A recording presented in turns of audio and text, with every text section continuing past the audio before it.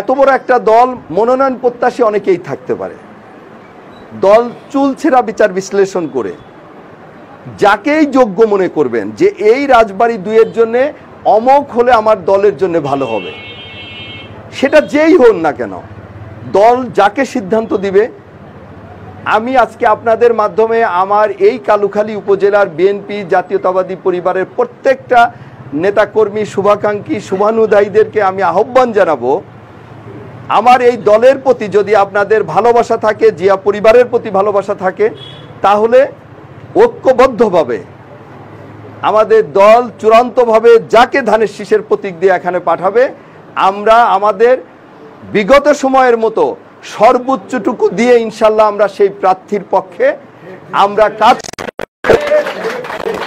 কাজ করে আমরা জনগণের ভোটে আমরা বিএনপি যেন রাষ্ট্র ক্ষমতায় যায়, সেই প্রত্যাশা আমরা আপনাদের মাধ্যমে আমরা প্রত্যেকটা মানুষের কাছে আমরা এটা ছড়িয়ে দেওয়ার জন্যই অ্যাকচুয়ালি আজকের এই আপনাদের আহ্বান। প্রিয় উপস্থিতি, আমাদের কথা তো এটা, আমরা আমাদের কথাটা বললাম। এখন আমাদের এই যে সংবাদকর্মী, আপনারা মিডিয়া কর্মী যারা, আমরা জানি, আমরা গতকালকে বালিয়াকান্দিতে যখন বসেছিলাম অনেক রকম কথা কিন্তু এসেছে যে কত অসুবিধার ভিতর দিয়ে আপনাদেরকে চলতে হয়। আমরা প্রয়োজনে আপনাদেরকে ব্যবহার করি, কারণ আপনাদের ছাড়া কিন্তু আসলে চলেই না রাজনীতিবিদদের। কিন্তু আমরা অ্যাকচুয়ালি কতটুকু আপনাদেরকে মূল্যায়ন করছি, আমার কাছে মনে হয় যে কেউই আসলে আমরা ওইভাবে কিন্তু ভালো নেই, সচ্ছল নেই। বিশেষ করে একটা ফ্যামিলি সিকিউর করতে গেলে আমার মানে প্রত্যেকেরই তো পরিবার পরিজন আছে, ফাইন্যান্সিয়াল যে সিকিউরিটিটা, এইটা আসলে আমাদের সবার আগে দরকার।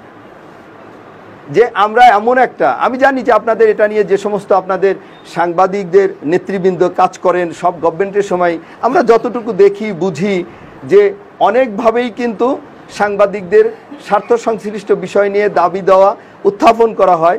কতটুকু বাস্তবায়ন হয়েছে এটা আসলে বোঝা বড় মুশকিল, কারণ বাস্তবায়ন যদি ওই অর্থে হয়েই থাকে তাহলে তো এত সমস্যার ভিতর থাকার কথা না আমাদেরকে। তা আমরা যতটুকু জানি যে আমাদের প্রিয় নেতা, আমাদের প্রিয় নেত্রী, আমাদের দল এই সংবাদকর্মীদেরকে নিয়ে স্পেশালি কিছু ভাবনা কিন্তু তাদের এবার রয়েছে। বিগত সময়েও তারা করেছে, কিন্তু আগামীতে এই জনগণের ভোটে বিএনপি রাষ্ট্র ক্ষমতায় গেলে আপনি দেখবেন এই যে 31টা দফার ভিতরে স্পেসিফিকই কিন্তু দেখবেন যে আপনাদের সাংবাদিকদের, এই সংবাদকর্মীদেরকে নিয়ে, মিডিয়া কর্মীদেরকে নিয়ে কিন্তু আমাদের একেবারে ক্যাটাগরি কিন্তু একেবারে উল্লেখ করা আছে যে আমাদের দল রাষ্ট্র ক্ষমতায় গেলে ইনশাল্লাহ কি কি করবে, আপনাদের জন্য কি কি ব্যবস্থা নিবে। আমি দেখেন গতকালকে আমি ওই বালিয়াকান্দিতে আমি সাংবাদিক নেতৃবৃন্দের কাছে আমি বলেছিলাম যে আমরা আসলে ওই অবস্থা দেখতে চাই না, যেটা আমি ব্যক্তিগতভাবে আমি মনে করি যে একটা কাজ মানে আপনাদের যখন আমরা আহ্বান করি, আমরা আপনাদের কাছ থেকে মেনলি যেটা আমাদের এই সমাজ যেটা চায় যে আমরা একটা বস্তুনিষ্ঠ সংবাদ আপনাদের কাছ থেকে আশা করি। আমাদের কথা থাকবে যে আপনারা সাদাটাকে সাদাই বলবেন, কালাটাকে তো কালোই বলবেন, এটুকু আপনাদের। কারণ অনেকে আবার এই যে কথাটা আসে যে হলুদ সাংবাদিকতা বলে যে একটা কথা আছে, এইটুকু আমরা আপনাদের কাছ থেকে দেখতে চাই না। হ্যাঁ, এর ভিতরেও তো আপনার আমরা যেমন দোষ ত্রুটির ঊর্ধ্বে না, আপনারাও তো দোষ ত্রুটির ঊর্ধ্বে না, ভুল ভ্রান্তি তো আমাদের থাকতেই পারে, কিন্তু আমরা চেষ্টা করব ইনশাল্লাহ আমাদের জায়গা থেকে, আপনাদের জায়গা থেকেও এই সমাজকে যদি, কারণ আমাদের নেতা কিন্তু দেখেন সবসময় বলছেন যে রাজনৈতিক গুণগত পরিবর্তন আনতেই হবে আমাদেরকে, আগের ধারায় রাজনীতি করা যাবে না, আগের ধাঁচে রাজনীতি চলবে না, সময়ের সাথে তাল মিলিয়ে সময় উপযোগী সব সিদ্ধান্তগুলো নিতে হবে। আমাদের নেতা কিন্তু একটা মানবিক বাংলাদেশ গড়ার জন্যে উনি কিন্তু বদ্ধপরিকর। ঠিক একইভাবে আমাদের কথা হলো যে এই সমাজকে মানে আপনার সত্যিকারের অর্থে মানুষের জন্য যদি আমরা কিছু করতে চাই, তাহলে আপনাদের ভূমিকা কিন্তু এখানে, কারণ আপনারা কলম সৈনিক, আপনাদের ভূমিকা সর্বোচ্চ ভূমিকা থাকে আপনাদের। সেই জায়গায় আমরা আশা করব যে আমি নিজে যদি অপরাধী হয়ে থাকি, আমি যদি কোনো অন্যায় কাজের সাথে জড়িত থাকি, অবশ্যই আপনি এটা একদম আপনার সাহসী ভূমিকা দিয়ে আপনি যতই শক্তিশালী আমি হই না কেন, আমার সাথে যতই মানুষ থাকুক না কেন, আপনার সত্যটাকে সত্যই ধরে নিতে হবে, মানে মানে তুলে ধরতে হবে। আমি অপরাধ করে থাকলে অবশ্যই সেটা আপনাকে লিখতে হবে। আবার আমি যদি অপরাধ না করে থাকি, আমি আমি একজন নিরপরাধ হয়ে যেন আবার অপরাধীর তালিকায় না যাই, এটাও কিন্তু আপনাদেরকে দেখতে হবে। কারণ আপনারাই পারবেন এই সমাজটাকে কিন্তু আল্লাহর রহমতে বদলে দিতে। এই আশাটা আমরা আপনাদের থেকে করি। আপনাদেরকে আমরা উদাত্ত হব না, আমাদের দলের পক্ষ থেকে আমরা জানি। আমরা দেখেন যে আমরা জানি যে আপনারা অনেক কষ্ট করে আপনাদের দিনাতিপাত করতে হয়।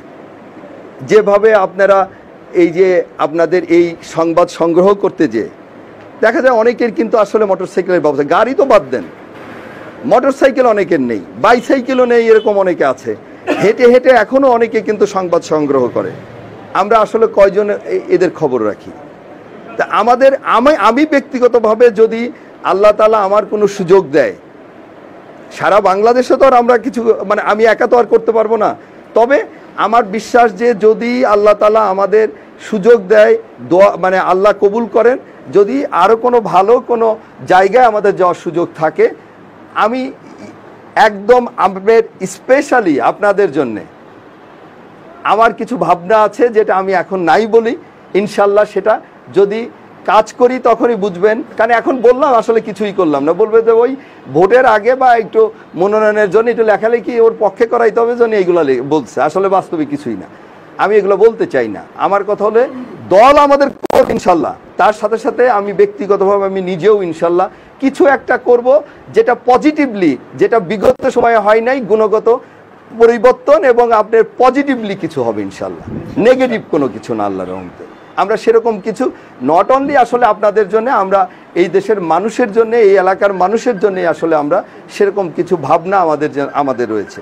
দল যদি আমাদের মনে করেন যে না আমার থেকে অন্যরা মানে বেশি যোগ্য, তাদেরকে দিবে, আমি আপনাদেরকে কথা দিচ্ছি সে দলের পক্ষ থেকে যিনিই হবেন, আমরা তো দল করব ইনশাল্লাহ, আমাদের দলের প্রতিনিধি যিনি হবেন, আমরা তার সঙ্গে করেও ইনশাল্লাহ যে প্ল্যানগুলো আমাদের আছে, আমাদের দলের যে ভাবনাগুলো আছে, আমরা ইনশাল্লাহ সেগুলো বাস্তবায়ন করব। তা আমার মনে হয় যেন অনেক সময় গড়িয়েছে, অনেকক্ষণ আপনারা বসেছিলেন, আমি আর আপনাদের ধৈর্যচ্যুতি না ঘটিয়ে, যেহেতু আমাদেরও সময় হয়ে আসলো, আজান হয়ে গেছে, সেই জায়গায় আপনাদের কাছ থেকে আমি আবারও এই দেরিতে আসার জন্য ক্ষমা চেয়ে, এবং পরবর্তীতে প্রতিটা কর্মসূচিতে এবং যে কোনো রকম এই যে হঠাৎ করে আসলে এই ডাকাটা তো আমাদের আরও অনেক আগেই আপনাদের এই আহ্বানটা করার দরকার ছিল, আমাদের দেরি হয়ে গেছে। আমরা চেষ্টা করব মাঝে মাঝেই আপনাদের সাথে একসাথে কাজ করার, একসাথে দেখা হওয়ার, এই আশা এবং এই প্রত্যয় ব্যক্ত করে সবাইকে ধন্যবাদ জানিয়ে শেষ করছি। খোদা হাফেজ। বাংলাদেশ জিন্দাবাদ। শহীদ রাষ্ট্রপতি জিয়াউর রহমান অমর হোক। দেশনেত্রী বেগম খালেদা জিয়া জিন্দাবাদ। আমাদের আগামীর ভবিষ্যৎ, আগামীর বাংলাদেশ পার্টির ভারপ্রাপ্ত চেয়ারম্যান জনাব তারেক রহমান।